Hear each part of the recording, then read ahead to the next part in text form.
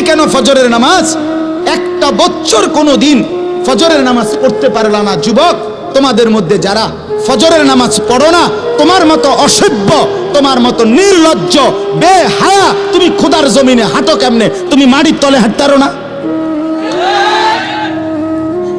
তোমার মতো অসভ্য আর কোনো মানুষ হয়নি, বেহায়া কোথাকার। আল্লাহ রাসূল সাল্লাল্লাহু আলাইহি সাল্লাম বলেন তাহাজ্জুদ নামাজ, হাদিসে আছে নবীজির জামানায় একবার সাহাবীরা বললেন একজন মুসলমানের ব্যাপারে, ইয়া রাসূলুল্লাহ, এই লোক সারা রাত ঘুমায় থাকে ফজর পর্যন্ত, কোনোদিন তাহাজ্জুদ পড়ে না। তাহাজ্জুদ মানে ফজর না, ফজরের আগের নামাজ। কথা বোঝেন নাই আপনারা? নবীজির সাথে সাথে মিশকাতে আমরা নিজে পড়ছি, আল্লাহ রাসূল বললেন যালিকা রাজুলুন বালা শাইতানু ফি উদুনাইহি। নবী বলেন তাহাজ্জুদ পড়ে না কখনোই, তাহলে তো এটা এমন একটা লোক যার দুই কানে শয়তান পেশাব করে দিছে। আছে কি না? শয়তান মুত্তা দিছে তার কানে।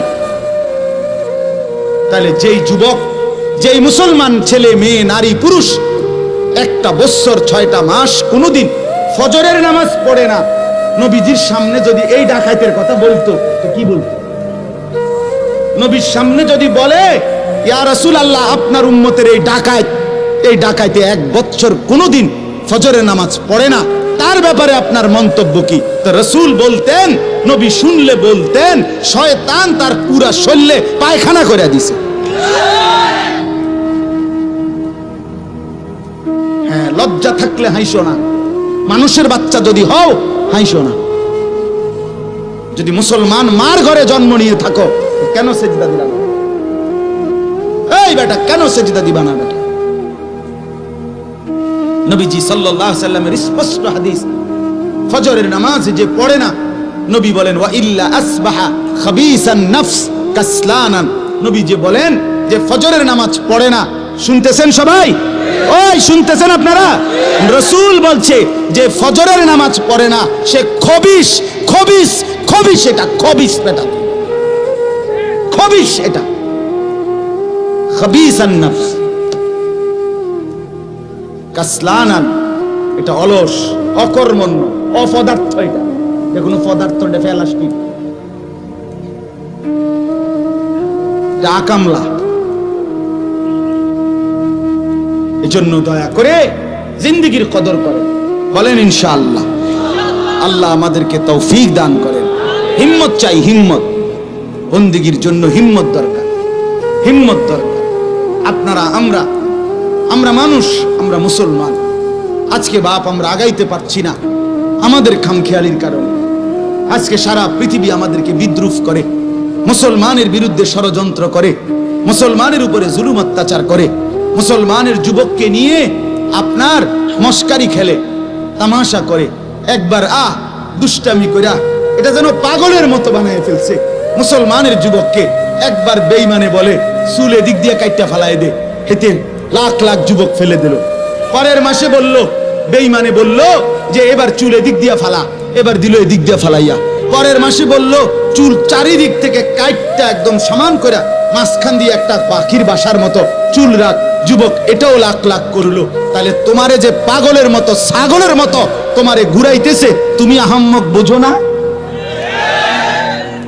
তুমি বোঝো না? হ্যাঁ, তোমারে 3 বছরের ভিতরে কয়টা ফ্যান বদলাইল? আমার 42 বছরের ভিতরে লুঙ্গি বদলাই চাইলো না, অসুবিধা কি? তোমারে কে তোমার ফ্যান বদলাইলো? একবার সিফা, একবার ডোলা, একবার মারু আপ প্যান্ট, একবার ফুল আপ প্যান্ট, একবার মাঝখান দিয়ে সিরা, একবার পিছন দিয়া তুমি টাইন নাইডারে উড়াও, কাইডারে একবার রাবার দিয়ে গলার লগে লাগাইলে। কারণ বাচ্চাদের কি ফ্যান কয়?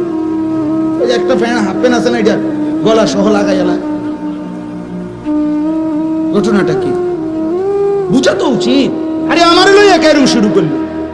আমি তো প্রায় বলি, আমি যদি এই লোকটারে এখন বলি, এই ছেলেটারে যে তুমি একবার দাঁড়াও, দাঁড়াইলো, আবার বইলো, আবার একটু কাইতো হইলো, আবার এদিকে কাইতো যে ঠ্যাং গুলো ডালগি দাও, দিল ঠ্যাং আলগি।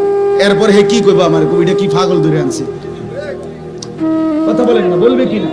আরে আরে এটা কি পাগল, এবারে আমারও নিয়ে গেরুম শুরু করছে কি, একবার কয় ডান দিকে, একবার কয় বাম দিকে, একবার কয় ঠ্যাঙ্গাল কি দাও, বলবে কি না? বলেন না কেন? যেই কোনো মানুষ বলবে এটা যে আমারও লই একাই পাগলামি শুরু করলো। কোরআনুল কারীমের মধ্যে আছে ইন্না ফি যালিকা লাযিকরা লিমান কানা লাহু কলবুন আও আলকাস সামআ ওয়া হুয়া শাহীদ। তিনটি জিনিস যে একত্র করে, এক নাম্বার হলো কলব মানে দিল, অন্তর, ভিতরটা। দুই নাম্বার হলো আও আলকাস সামআ মানে কান।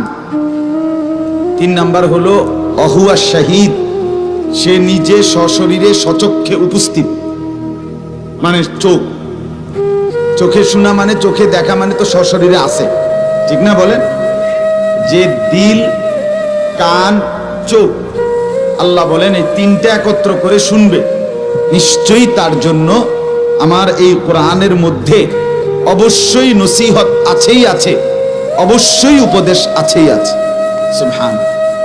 তাহলে শর্ত হলো তিনটাকে একত্র করা, দিল, কান, চোখ একসাথ করা, একসাথ একত্র করলে ইনশাআল্লাহ তিনটাই যদি সজাগ রাখেন, অন্তর দিয়ে উপলব্ধি করলেন,